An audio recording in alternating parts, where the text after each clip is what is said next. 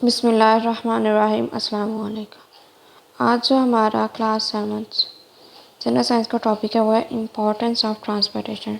Transportation की importance क्या है? जो ट्रांसपोर्टेशन है ये वाटर को पुल करती है। कहाँ से करती है? जो लीफ के अंदर जो स्पॉन्जी मेसोफिल सेल्स होते हैं उनके दरमियान जो एयर स्पेसेस होती है उनके थ्रू, जिसकी वजह से जो मेसोफिल है वो गीला हो जाता है, मॉइस्ट हो जाते हैं, जो कि फिर गैसेस के एक्सचेंज के लिए एसेंशियल है। आगे इफेक्ट्स ऑफ एवेपोरेशन क्या है? तो जब एवेपोरेशन हो रही होती है लीव से स्टेम से तो उसके क्या क्या इफेक्ट होते हैं? तो ये जो लीव की सरफेस को कूल कर देते हैं, जो सराउंडिंगों से भी कूल कर देते हैं। तो जो है ये सॉइल से जो मिनरल्स लेके उसके मूवमेंट को भी अलाउ करते हैं ताकि प्लांट के डिफरेंट पार्ट तक पहुँच जाए। ये ग्रोथ और डेवलपमेंट में भी हेल्प कर रहे होते हैं। ये प्लांट के टेम्परेचर को भी कंट्रोल कर रहे होते हैं। तो इसकी ये इंपॉर्टेंस है, ये भी अक्सर क्वेश्चन आ जाता होता है। Transportation pulls the water through air spaces in spongy mesophylls and keeps the mesophyll moist. Transportation है वो वाटर को पुल करते हैं जो कि स्पॉन्जी मेसोफिल सेल के एयर स्पेसिस के थ्रू, और जो मेसोफिल है उसे मॉइस्ट करता है and keeps the mesophyll moist which is essential for the exchange of gases, जो कि गैसेस के एक्सचेंज के लिए एसेंशियल है। Effect of evaporation of water from leaves और स्टेम। जो एवेपोरेशन का इफेक्ट है लीव्स और स्टेम पे दर्जा झेल है। Cool the surface of leaves and surrounding as well. जो लीव्स की सरफेस है जो सराउंडिंग है उसे कूल रखते हैं। Allow the movement of minerals from the soil to different parts of the plant. जो प्लांट के डिफरेंट पार्ट्स हैं वो सॉइल से मिनरल लेके ये इसकी मूवमेंट करवाते हैं, ट्रांसपोर्टेशन के थ्रू होती है। Help in growth and development. Growth और डेवलपमेंट में हेल्प कर रही होती है। Control the temperature of the plants. Plant के टेम्परेचर को कंट्रोल कर रही होती है। आगे है factor affecting the rate of transpiration. कौन कौन से जो फैक्टर है वो ट्रांसपायरेशन के रेट को अफेक्ट कर रहे होते हैं? विंड, टेम्परेचर, लाइट, ह्यूमिडिटी, ये जो मेन फैक्टर हैं ये ट्रांसपायरेशन के रेट को अफेक्ट कर रहे होते हैं। सबसे पहले विंड। जो विंड है वो ट्रांसपायरेशन के रेट को कैसे अफेक्ट करती है तो वो हम लोग देखते हैं। तो विंड का जो ट्रांसपायरेशन के साथ डायरेक्ट रिलेशन है, तो जितनी ज़्यादा विंड होगी उतना ट्रांसपायरेशन का रेट ज़्यादा होगा। The still air surrounding the plant leaves become humid and resist the diffusion of water from leaves into air. जो प्लांट को एयर सराउंड कर रही होती है वो नमी वाली हो जाती है एंड वो डिफ्यूजन को जो है वो रेजिस्ट करती है ताकि वो जो वाटर है वो लीव से एयर में ना आ जाए। मतलब उसमें भी जो है एयर में भी नमी ज़्यादा हो जाती है जिसकी वजह से ट्रांसपायरेशन जो है वो कम हो जाती है।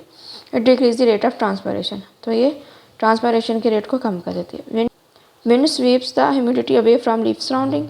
जो विंड है वो लीफ सराउंडिंग से ह्यूमिडिटी को दूर ले जाती है and increase the rate of transpiration, और ट्रांसपायरेशन के रेट को इंक्रीज कर देती है। आ गया टेम्परेचर। तो जितना ज़्यादा टेम्परेचर होगा इसके साथ भी डायरेक्ट रिलेशन है, जितना ज़्यादा टेम्परेचर होगा उतनी ट्रांसपायरेशन ज़्यादा होगी। Rise in temperature provides more energy to water molecules for evaporation from the leaf surface. जब टेम्परेचर बढ़ जाएगा तो ये फिर ज़्यादा वाटर के मॉलिक्यूल्स को एनर्जी देगा जिसकी वजह से लीफ सरफेस में वाटर की एवेपोरेशन ज़्यादा होगी and increase the rate of transpiration, जिसकी वजह से जो ट्रांसपायरेशन का रेट है वो इंक्रीज कर जाएगा। लाइट। तो लाइट जितनी ज़्यादा होगी उतनी ज़्यादा ट्रांसपायरेशन ज़्यादा होगी। इन sunlight the stomata remain open for removal of water through them. Sunlight की प्रेजेंस में स्टोमेटा जो है वो ओपन होते हैं जिसकी वजह से जो वाटर को रिमूव करना ईजी हो जाता है। At night stomata are closed in this way light also affects the rate of transpiration. जो नाइट में स्टोमेटा क्लोज हो जाते हैं तो फिर जो वाटर की रिमूवल नहीं होती, तो इस तरह जो लाइट अफेक्ट करती है ट्रांसपायरेशन के रेट। तो इसका जो है इन्वर्स रिलेशन है, मतलब जितनी ज़्यादा ह्यूमिडिटी होगी उतना ट्रांसपायरेशन का रेट कम होगा, और जितनी ह्यूमिडिटी कम होगी उतना ट्रांसपायरेशन का रेट ज़्यादा होगा। मतलब हवा में पहले ही नमी है, पहले वाटर वेपर्स है, तो ट्रांसपायरेशन ज़रा कम होगी फिर। तो अगर हवा में पहले ही से ही जो है वाटर वेपर कम है तो नमी कम है तो ट्रांसपायरेशन का रेट ज़्यादा होगा।